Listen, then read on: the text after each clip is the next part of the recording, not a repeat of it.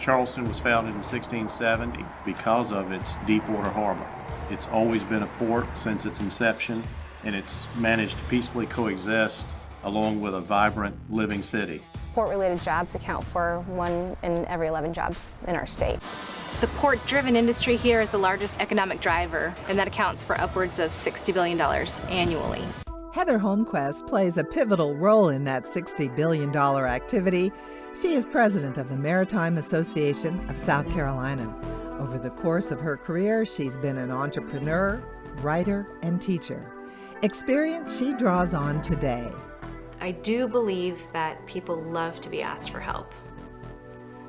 That's a show of your respect for them and your reverence for them.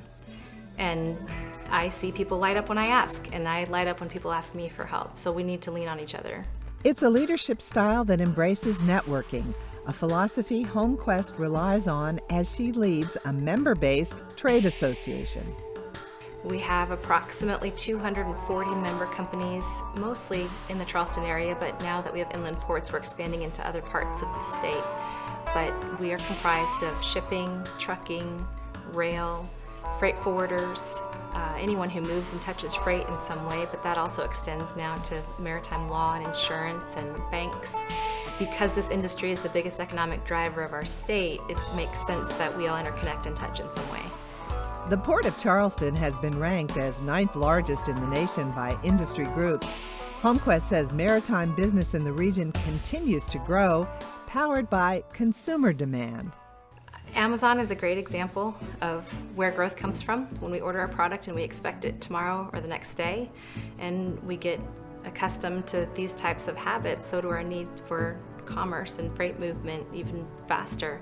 As a result, ships are getting bigger and bigger. As a result of the expansion of the Panama Canal, we're deepening our harbor, we're now able to continue that growth pattern. And with that kind of growth, a major issue is identifying and attracting skilled workers. Addressing the labor shortage is one of our #1 priorities. The most immediate need that you're going to see is the need for truck drivers and for skilled labor. As we've gone into schools and have expanded our discussion about workforce and labor, we're finding that jobs and logistics are not on the agenda for discussion. The guidance counselors aren't talking about it. They don't know about these positions. But these positions on average in South Carolina pay 40% higher than an entry-level wage coming out of college. So there are ample amounts of opportunity that we think parents may not know about, students may not know about, that are very compelling. To help tell that story, she's developing a branding initiative to showcase what jobs and logistics look like. What happens when a consumer orders a product online, then all the people along the way who are involved with that order, and what jobs are represented. Beyond fostering skill set development, another ongoing focus is security, an effort that has been recognized with a national award. The U.S. Coast Guard nationally recognized the Maritime Association as well as our local state and federal agencies that form this Maritime Security Council for heading up the effort to create what I call a neighborhood watch type of system, but it's really an information sharing network so that when there are cyber threats, we're keeping each other apprised and we're at the forefront of it. Organizing a neighborhood watch system with many different organizations and different needs might be daunting to some. Not Heather Holmquest. How would you describe your overriding life vision and how it's affected your career? My overriding life vision is to always create the next challenge that's something that scares me. My chairwoman of our board said to me one time, if you're scared, do it.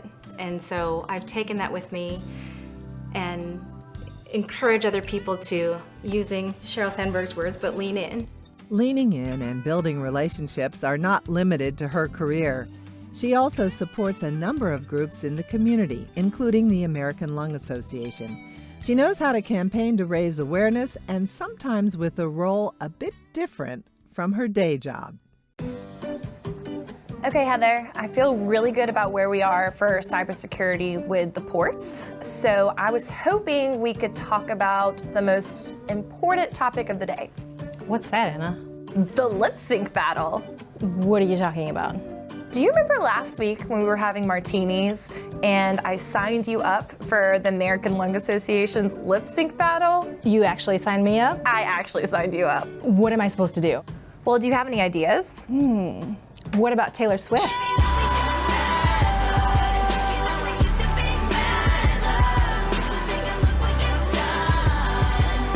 Nah, she's too mainstream. Mainstream or not, that video and the campaign around it raised $15,000 for the American Lung Association. Holmquest does not shy away from challenges. Was there a turning point in your life that contributed to your success? There was a pivotal moment in my life where I was passed up for promotion, knowing that I was already performing well above my position, my level. I was doing the work of my managers above me, and I knew that there wasn't any justifiable reason to me why I wouldn't have the promotion. And so that day, I walked back into my director's office and I said, "Thank you for the conversation." I said, I do have a question for you though. Why did I get passed up? And she thought about it for a few moments and she said, "Let me think about that." And called me back in later in the day and she said, "The only thing that came to me was confidence." And I said, "Confidence?" And she said, "Yeah, you don't express what you do. You don't pat yourself on the back. You don't champion yourself." She said, "But you are doing the work." And she reversed her decision that day.